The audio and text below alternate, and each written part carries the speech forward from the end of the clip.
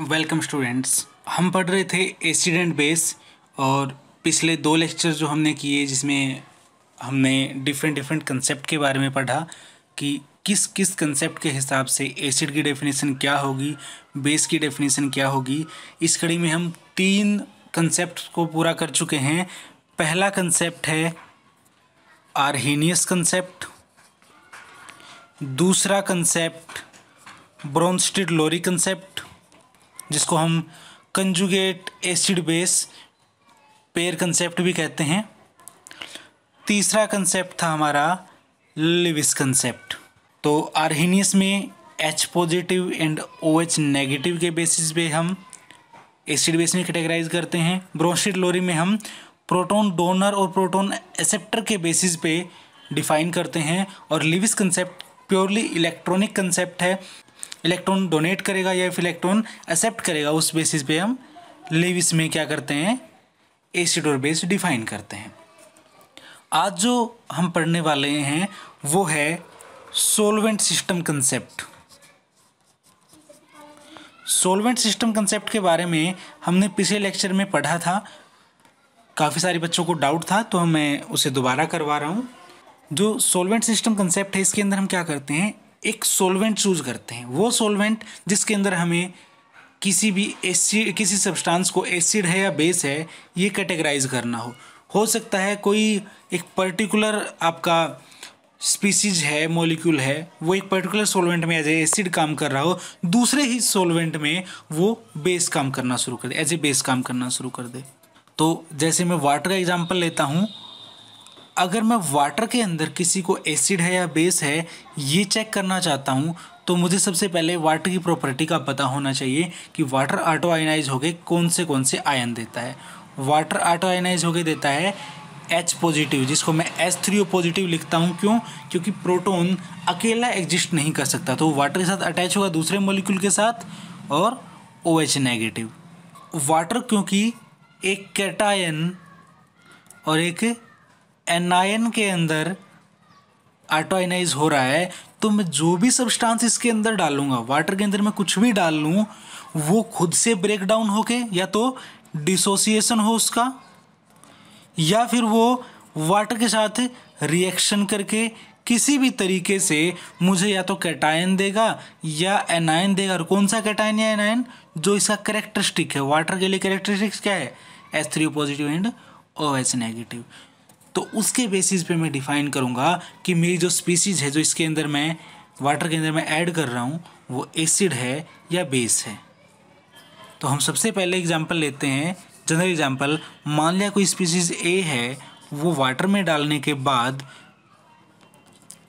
AH बनाती है plus OH negative निकलता है। तो इस टोटल रिएक्शन के अंदर क्या हुआ, मेरी स्पीसीज A ने वाटर से रिएक्शन की है और वाटर का करेक्टरिस्टिक एनायन दिया है, तो मैं कहूँगा A इज बेस। कैसे? इसके लिए मैं एग्जांपल लेता हूँ NaOH। मैंने कहा A या तो रिएक्शन करेगा वाटर से या फिर डिसोसिएट होगा। NaOH को मैं जब वाटर के अंदर डालता हूँ, ठीक है, क्या बनेगा, Na positive plus OH negative plus H2O लिखूँ या H पॉजिटिव OH नेगेटिव लिखूँ, एक ही बात है। तो यहाँ पे क्या मिला मुझे, वाटर का करेक्टरिस्टिक एनायन मिला। किसकी वजह से? उस स्पीसीज़ की वजह से मिला जो स्पीसीज़ मैंने बाहर से डाली है। तो ये स्पीसीज़ क्या है, यहाँ पे एज ए बेस काम कर रही है। दोनों ही कंडीशन में ऑटो आयनाइजेशन हो, डिसोसिएशन हो स्पीसीज़ का, या फिर वो स्पीसीज़ रिएक्शन करे वाटर के साथ, दोनों ही केसेस में अगर उसका करेक्टरिस्टिक एनायन मिल रहा है, सॉल्वेंट का एनायन मिल रहा है, तो मेरी स्पीसीज़ बेस कहलाएगी। अगर मैं एसिड की बात करूं, HCl की, जब HCl को मैं वाटर के अंदर डालता हूं तो ये ऑटो आयनाइज होता है। क्या बनता है, H3O positive plus Cl negative. क्या Cl नेगेटिव वाटर के ऑटो आयनाइजेशन से बनता है? नहीं बनता। इसका मतलब क्या है कि ये बेस तो एज ए बेस तो काम नहीं कर रहा। अब क्या H3O पॉजिटिव वाटर के ऑटो आयनाइजेशन से बनता है? बिल्कुल बनता है। इसका मतलब जो HCl है वो क्या है, एज ए एसिड बिहेव कर रहा है किसके अंदर, वाटर के अंदर। अब हम कुछ और एग्जाम्पल लेते हैं, कुछ और सॉल्वेंट के बारे में बात करते हैं। जैसे कि अमोनिया सॉल्वेंट है। अमोनिया जब ऑटो आयनाइज होता है तो ये देता है NH4 पॉजिटिव कैटायन और NH2 नेगेटिव एनायन। ठीक है, इसी तरीके से CH3COOH यानी कि एसिटिक एसिड जब हम एज ए सोलवेंट यूज़ करते हैं तो ये ऑटोआयनाइज होता है CH3COOH2 पॉजिटिव, यानी 2 H हो जाते हैं इसके पास, यहाँ पे एक H पॉजिटिव इसके ऊपर एक्स्ट्रा अटैच हो जाता है, ये तो कैटायन, और CH3COO नेगेटिव ये एनायन। इसी तरीके से जो N2O4 है ये ऑटोआयनाइज होता है NO positive plus NO3 negative की फॉर्म में। तो ये क्या है, कैटायन और ये एनायन। कोई भी स्पीशीज जब या तो N2O4 से रिएक्ट करेगी, अगर उसने NO पॉजिटिव दिया तो उसको एसिड बोलेंगे, अगर उसने रिएक्शन करने के बाद या आयनाइज होने के बाद NO3 नेगेटिव दिया तो इसको बेस बोलेंगे। तो ये था सॉल्वेंट सिस्टम कंसेप्ट। अगला कंसेप्ट है lux Flood system. Lux flood concept, जो लक्स फ्लड कंसेप्ट है वो ऑक्सीजन पे बेसिस बताता है, O2 नेगेटिव के बेसिस पे बताता है कि कोई species as a acid behave करेगी या एज ए बेस बिहेव करेगी। लक्स फ्लड सिस्टम में क्या है, लक्स फ्लड सिस्टम में जो बेस हैं वो क्या करते हैं, O2 नेगेटिव डोनेट करते हैं, और जो एसिड हैं वो O2 नेगेटिव को एक्सेप्ट करते हैं।